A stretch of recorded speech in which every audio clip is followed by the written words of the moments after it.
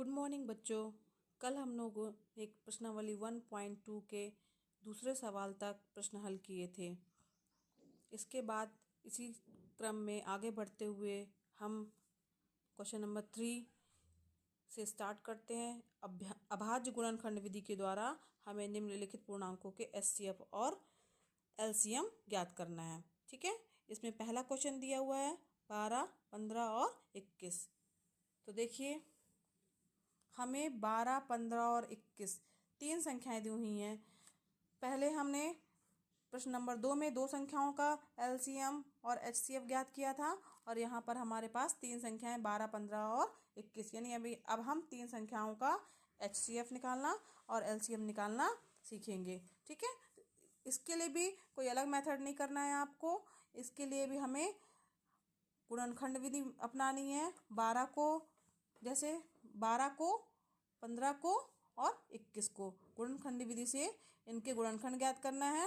12 का गुणनखंड सबसे छोटी संख्या से सबसे पहले जो है स्टार्ट करते हैं। 2 से, 2 छक्का 12, फिर 2 से, 2 तिहाई 6, 3 एकम 3, 15। 15 2 से जाएगा क्या? नहीं जाएगा। तो इसके लिए क्या करेंगे हम? ये 3 से जाएगा, 3 5 15, 5 एकम 5। ठीक है, इसी तरीके से हम 21 की ओर देखते हैं। 21 जो है वो 2 के टेबल में नहीं आएगा, 3 से जाएगा। 3 से, 3 7 21 और 7 एकम 7।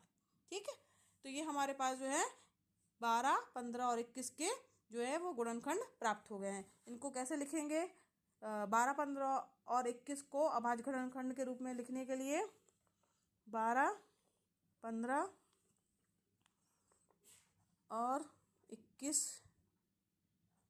के अभाज्य गुणनखंड 12 बराबर हो जाएगा 2 गुणे 2 गुणे 3, 2 गुणे 2 गुणे 3। ठीक है, इसी तरीके से हम 15 को क्या लिखेंगे? 3 गुणे 5, 3 गुणे 5। और इसी तरीके से हम 21 को लिखेंगे। 21 बराबर क्या हो गया? 3 गुणे 7, 3 गुणे 7। समझ में आया बच्चों? तो अब हमें इसमें क्या ज्ञात करना है? 12, 15 और 21 का एचसीएफ और एलसीएम, हाईएस्ट कॉमन फैक्टर और लोएस्ट कॉमन फैक्टर। ठीक है, तो इसके लिए जैसे कि हमने इसके पहले वाले सवाल में पढ़ा था कि जो तीनों के गुणनखंड में शामिल है उसे एक बार लिखा जाएगा, और जो तीनों में शामिल है वो उसका क्या कहलाएगा? हाईएस्ट कॉमन फैक्टर कहलाएगा। ठीक है, तो इसमें देखिए, ध्यान से देखिए, इसमें क्या शामिल है? इसमें भी 3 है, इसमें भी 3 है, और 3 जो ऐसा है जो कि तीनों में है, इसलिए 12, 15 और 21 का एचसीएफ कितना होगा? 3। ठीक है, समझ में आया बच्चों? अब इसी तरीके से अब हमें क्या याद करना है? 12, 15 और 21 का एलसीएम। ठीक, अब इसका एलसीएम, तो इसके लिए जो चीज़ तीनों में कॉमन है उसको हम केवल एक बार लिखते हैं। तो तीनों में क्या शामिल है? 3, इसे हमने एक बार लिखा। इसके बाद जो शेष बचे हुए हैं वो सारे पद जो हैं वो लिख दिए जाएंगे। 2 गुणे 2, फिर गुणे क्या बचा इसमें? 5, और फिर और क्या बचा हुआ है? 7। ठीक है, तो ये हमारा जो है एलसीएम कितना आ जाएगा? इसका मल्टीप्लाई करेंगे। दूनी 6, 6 दूनी 12, 12 पंचे 60, और 60 गुणे 7 करेंगे तो 6 7 42, यानी 420। ठीक है, तो इसका 12, 15 और 21 का एचसीएफ कितना आ गया? 3। 12, 15 और 21 का एलसीएम जो है वो कितना आ गया? 420। ठीक है, अब इस तरीके से हम ये 3 अंकों का जो है वो एचसीएफ और एलसीएम जो है वो ज्ञात कर सकते हैं। इसी तरीके से सवाल की ओर बढ़ते हैं हम। देखते हैं, यहाँ पे दूसरा सवाल दिया हुआ है 17, 23 और 29। तो इसी तरीके से इनके भी गुणनखंड करने हैं, और जो तीनों में कॉमन है वो उसका एचसीएफ कहलाएगा। बाकी जो कॉमन वाला फैक्टर है उसको एक बार लिखा जाएगा, और शेष जो गुणनफल के रूप में उसके गुणनखंड बचे हुए हैं उनको मल्टीप्लाई करके लिखा जाएगा, और उनका गुणा करने पे जो भी आएगा वो उसका एलसीएम कहलाएगा। यही प्रक्रिया जो है क्वेश्चन नंबर इसके थर्ड पार्ट में भी करनी है। तो ये दोनों क्वेश्चन नंबर 2 और क्वेश्चन नंबर 3 ये आपके क्या हैं, होमवर्क हैं। ठीक है, इसको करिएगा और मुझे भेजिएगा। ठीक, अब हम आगे बढ़ते हैं क्वेश्चन नंबर 4 की ओर।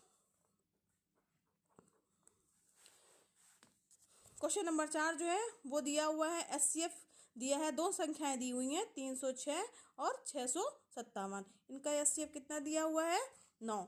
ठीक, और इनका एलसीएम दिया हुआ है कितना, 306 और 657 का एलसीएम कितना दिया हुआ है, कुछ नहीं दिया, इसी को हमें क्या करना है, ज्ञात करना है। तो एचसीएफ दिया हुआ है 9 और हमारे पास संख्याएं दी हुई हैं, दो संख्याएं हैं और 306 है और दूसरी संख्या है 657 और हमें क्या ज्ञात करना है, एलसीएम जो है वो हमें ज्ञात करना है। तो हमने पढ़ा था इसके पहले कि संख्याओं का गुणनफल जो है वो दो संख्याओं का गुणनफल या किन्हीं भी संख्याओं का गुणनफल जो है उनके एचसीएफ और एलसीएम के गुणनफल के क्या होता है, बराबर होता है। इसी प्रक्रिया पर जो है वो हम ये सवाल करेंगे, देखिएगा।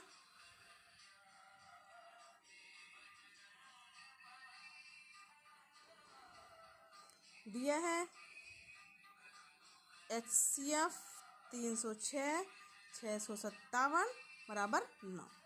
ठीक है, और एलसीएम क्या दिया हुआ है, एलसीएम 306 657 का हमें क्या करना है, ज्ञात करना है। ठीक है, ज्ञात करना है, ये हमें करना है। ठीक है, अब हम जानते हैं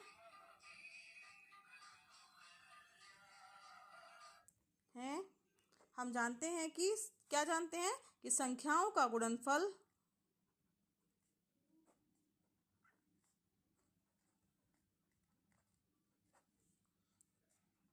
HCF इंटू LCM।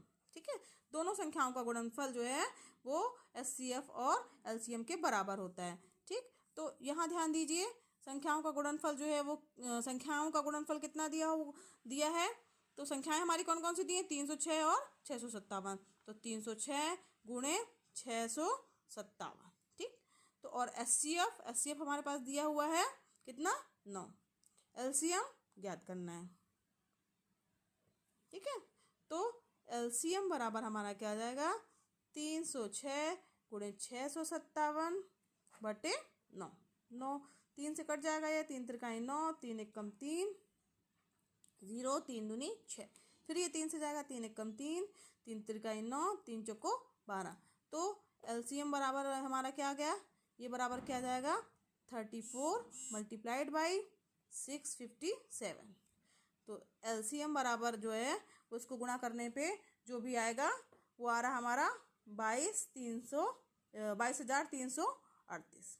ठीक है, इसको आप, ये इसका आंसर हो गया, चाहे तो इसका उत्तर अलग से लिख सकते हैं।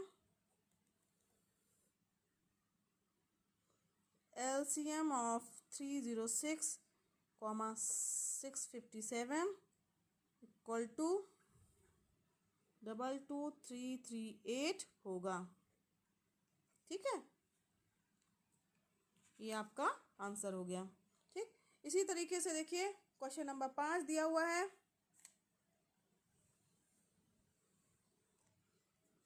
जांच कीजिए कि क्या किसी प्राकृत संख्या n के लिए संख्या 6 टू द पावर n अंक 0 पर समाप्त हो सकती है।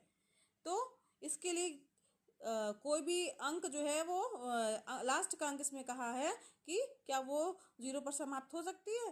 तो किसी भी संख्या के जो संख्या है उसका लास्ट अंक जो है अगर 0 आ रहा है तो इसका मतलब वो संख्या क्या होगी, 5 से विभाज्य होगी, जो कि 5 से विभाजित होगी।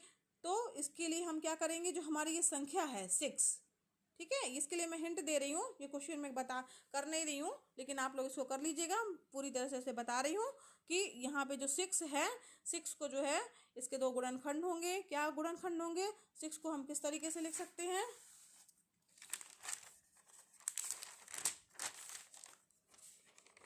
जैसे कि दिया हुआ 6 टू दी पावर, 5वां क्वेश्चन है ये, समझ लीजिए 6 टू दी पावर n। तो अब यहाँ पे 6 टू दी पावर जो n दिया हुआ, 6 के गुणनखंड क्या होंगे, 6 को हम क्या कर सकते हैं, 2 तिहाई 6, 3 एक कम 3, यानी इसके गुणनखंड क्या होगा, 2 और 3। ठीक, तो अब यहाँ पे 2 और 3 दिया हुआ, क्या यहाँ पे 5 है? इसके अभाज्य गुणनखंड में 5 नहीं है, 5 नहीं है, जबकि अगर इसके अभाज्य गुणनखंड में अगर 5 होता तब हम जो है कह सकते थे कि जो 6 टू दी पावर n जो है संख्या है वो 0 पर समाप्त होगी, लेकिन चूंकि इसके अभाज्य गुणनखंड में 5 नहीं आ रहा है, इसलिए यह संख्या 0 पर समाप्त नहीं होगी। ठीक है, ये क्वेश्चन जो है इसी तरीके से इसको अपने शब्दों में लिख लीजिएगा। क्वेश्चन नंबर 6 की ओर देखते हैं। व्याख्या कीजिए कि 7 गुणे 11 गुणे 13 प्लस 13, ठीक है, और दूसरा दिया है 7 गुणे 6 गुणे 5 गुणे 4 गुणे 3 गुणे 2 गुणे 1 प्लस 5, ये भाज्य संख्याएं हैं, मतलब क्यों हैं? तो ये भाज्य संख्याएं हैं, तो ये भाज्य संख्याएं क्यों हैं? तो भाज्य संख्याएं तभी होंगी जब उस संख्या का गुणनफल निकालेंगे, गुणनखंड निकालेंगे, जब गुणनखंड निकालने पर उसके गुणनखंड में एक और उस संख्या के अलावा भी कोई और पद प्राप्त होता है तो वो संख्याएं क्या कहलाएंगी, भाज्य संख्याएं कहलाएंगी। तो सबसे पहले तो हम क्या करेंगे, इसमें 7, इसके लिए भी थोड़ा हिंट देख लीजिए। 6वां क्वेश्चन है आपका 7 गुणे 11 गुणे 13 प्लस 13, ठीक है, इसको हम सॉल्व करेंगे तो ये हमारा आ जाएगा 1014। ठीक, तो इसको गुणा मल्टीप्लाई करके इसमें जोड़ेंगे 13, तो ये आएगा 1001 प्लस 13 इक्वल टू ये हो गया 1014।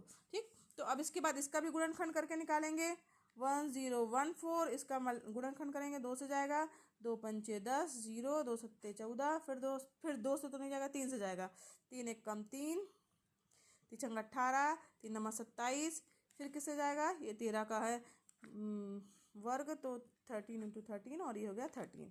तो ये जो हमारी संख्या है 1014, इसे हम किस तरीके से लिख सकते हैं, 2 गुणे 3 गुणे 13 गुणे 13। ठीक, इसी तरीके से हमारे पास दूसरी संख्या दी हुई है 7 गुणे 6 गुणे 5 गुणे 4 गुणे 3 गुणे 2 गुणे 1 धन 5। इसको जब हम सॉल्व करेंगे तो ये 5040 प्लस 5 इक्वल टू क्या जाएगा, 5045। ठीक, अब यहाँ 5045 जो है इस संख्या को जो है वो डिवाइड करेंगे, ये 5 से जा रही है हमारी, तो 5 एकम 5, 0 0, 5 नंबर 45। अब ये संख्या किसी से भी विभाजित नहीं होगी, ये संख्या जो है इसी से विभाजित होगी 1। ठीक, तो यहाँ पे ध्यान दीजिए कि ये जो प्राप्त हमारी संख्या थी 1014, ये जो है इसका अभाज्य गुणनखंड करने पे हमें 2 गुणे 3 गुणे 13 प्राप्त हो रहा है। इसी तरीके से ये जो हमारी दूसरी संख्या है 5045, ये जो 5045 है इसके भी गुणनखंड प्राप्त हो रहा है 5 गुणे 1009। ठीक है, और 1, तो चूंकि इसके अभाज्य गुणनखंड प्राप्त हो रहे हैं इसलिए ये संख्याएं क्या होंगी, भाज्य संख्याएं होंगी। ठीक है, समझ में आया? इसी तरीके से इसका क्वेश्चन नंबर 7 की ओर ध्यान दीजिए।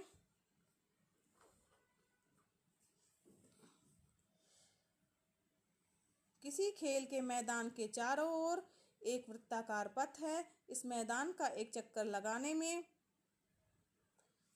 सोनिया को 18 मिनट लगते हैं, जबकि इसी मैदान का एक चक्कर लगाने में रवि को 12 मिनट लगते हैं। मान लीजिए वे दोनों एक ही स्थान और एक ही समय पर चलना प्रारंभ करके एक ही दिशा में चलते हैं, कितने समय बाद वे पुनः प्रारंभिक स्थान पर मिलेंगे। ठीक, तो हमें ये ज्ञात करना है कि वे अपने पहले वाले स्थान पर कहाँ पुनः जो है वो प्रारंभिक स्थान पर कितने समय बाद मिलेंगे। तो यहाँ पे ध्यान दीजिए, दिया हुआ है कि 18 मिनट सोनिया को लगते हैं और रवि को कितने मिनट लगते हैं, 12 मिनट। तो 18 मिनट और 12 मिनट जो है वो उसका अगर जो भी लघुत्तम समापवर्तक होगा वही जो है उनके पुनः मिलने का उतने मिनट बाद वे पुनः जो है मिलने का समय होगा। ठीक है, तो आप 18 और 12 इसका एलसीएम निकाल लीजिएगा और जो एलसीएम आएगा वही जो है उसके मिलने का समय होगा। तो क्वेश्चन नंबर 7 जो है वो आपका होमवर्क हो गया। ठीक, ये आप करके दिखाइएगा मुझे। Thank you.